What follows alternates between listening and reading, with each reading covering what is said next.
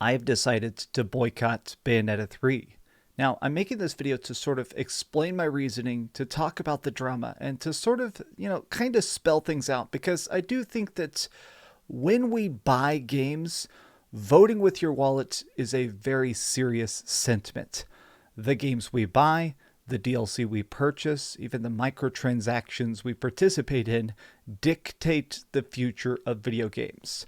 I do think that gaming is the biggest industry on the planet for a reason. We make more profit than movies, books, freaking music.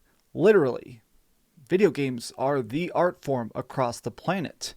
So our decisions, our purchasing power does affect, in my opinion, all of art across every industry. But let's talk about what's going on. What's up, gamers? DreamcastGuy here. Please like this video and subscribe if you haven't already. This is going to be a real casual Sunday video because honestly, this does feel like a bit more touchy topic, so I'm not going to do my typical crazy editing. First and foremost, there was a video that was posted, 3 separate videos, each of which are 2-minute long, by Helena Taylor. This is the original voice actress of Bayonetta, both in Bayonetta 1 and Bayonetta 2. She also did some voice acting for, I think, some Bayonetta anime movie stuff. Obviously, incredibly talented woman. Pretty much anybody who's ever heard her voice, especially in the original Bayonetta, the woman completely, she makes the role her own. She brought Bayonetta to life. Well, there's been a lot of confusion because with Bayonetta 3, this legendary woman decided not to return. The original official statement by Nintendo was that there were scheduling conflicts. It kind of implied that this was somehow her fault or that she was busy doing other things, and so they decided to hire a different actress by the name of Jennifer Hale. It turns out that what happened is they offered her $4,000 of a flat rate. This means they were going to pay her $4,000 total for a game that's easily going to make, hundreds of millions of dollars. This is so shockingly not $4,000 a day, not $4,000 a month for however long this would take. She was basically offered actual minimum wage to voice literally the most famous witch of all time. It's incredibly bonkers. Well, she goes a step further and asked for people to boycott. She essentially says that this falls directly on the shoulders of the creator of Bayonetta, both Nintendo and Hideki Kamiya. Now, Hideki Kamiya has since called her a liar and locked his Twitter account. He's been blocking anybody who questions him about it.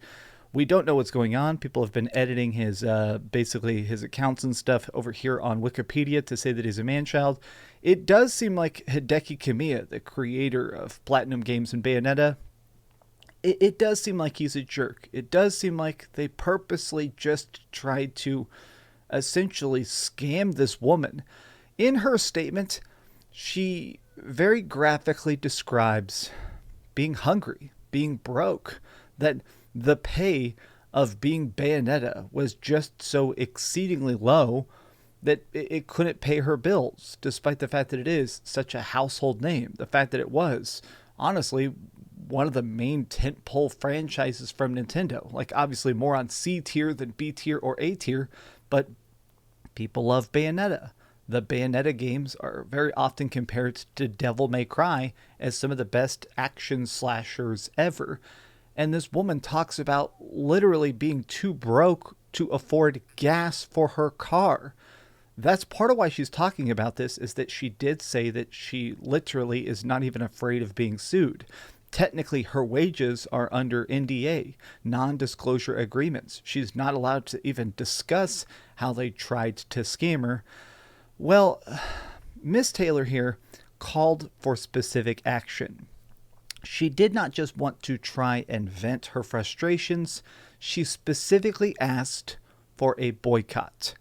She asked fans of the original 2 games to not purchase Bayonetta 3.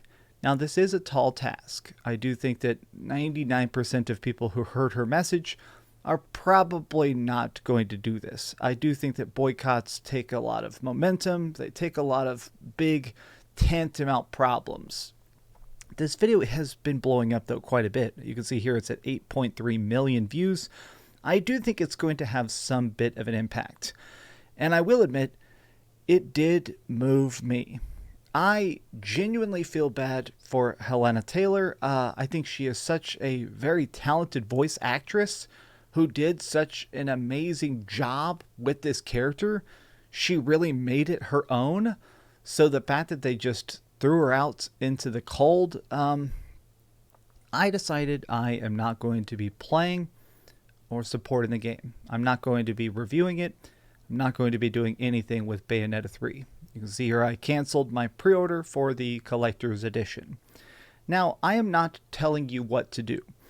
I'm not going to read too many of the comments because I have a feeling people are probably going to say horrible things about this woman. And additionally, I do see this weird sentiment that every company is evil, so you should never make any sort of moral judgments ever. Activision Blizzard is evil, so I shouldn't like Diablo. You know, stuff like that. Okay, every single company. Ubisoft underpaid its B team of bug testers, so you can never enjoy people with like an Assassin's Creed tattoo. I guess I do not like complete black and white morality. I think we all have a different line. We all have a different space that we consider too far. And for me, watching this woman be just completely screwed over by a character that to a heavy degree she helped create over 10 years ago, I sympathize with her. I can't imagine their entire situation completely because I've never really done acting or anything like that. But I love voice acting. I think voice acting is a completely underutilized art. I think it is truly something that needs to be triumphed for. I mean, I think that there should be acting awards for best voice as much as there should be for best actor. And yet it is still just kind of this B-tier study. I think Nintendo knew they could completely screw this woman over. There's been other public statements that have come out from people who did things like Breath of the Wild, where they admitted that Nintendo, even major characters in Breath of the Wild, earned about $3,000 and no residuals. The biggest part of this is that she talks about it being a flat rate. A lot of games or a lot of movies and stuff, and television specifically, a lot of this, they do a thing where the main people on screen get a royalty check. So sometimes it's even just 0.5%. But if you have 0.5% of a $60 game, then every copy that sells, it could theoretically pay your bills forever. If you're part of a big legendary franchise, say you voice acted something like Breath of the Wild, you would expect it to, I don't know, give you $20 a month for the rest of your life because so many millions of people are buying it. But apparently, no. Nintendo does just pay people a flat rate. They give you a couple pennies. They say you should be appreciative of the pay. And to me, I do think this is just extremely messed up. I have heard some rumors that Nintendo is going to be releasing a legal statement at some point this week. I'm definitely going to read it. I'm definitely going to look at it, but I'm not sure I'm going to make a follow-up video. It depends on the circumstance. As it stands, I kind of wanted to just talk about this because you guys have been explaining your hype of Bayonetta 3 to me. Looking at the comment section, talking to people on Twitter, the hype for Bayonetta 3 has been simply insane. I mean, I'm very impressed by it. I just choose not to participate. Bayonetta 3 is not for me. But I love you guys very much. Whatever you choose to do, it's a free universe. Do whatever you want. I'm just saying, not today. But thanks so much for watching this video. If you enjoyed it, give it a big old thumbs up, share with your friends, and subscribe if you haven't already. And please keep dreaming. I was up till like 4 a.m. or 5 a.m. playing video games with friends, so I apologize if I look tired. And I'm not even properly using green screen because I actually forgot to set up one of my spotlights. Ooh boy. Good morning.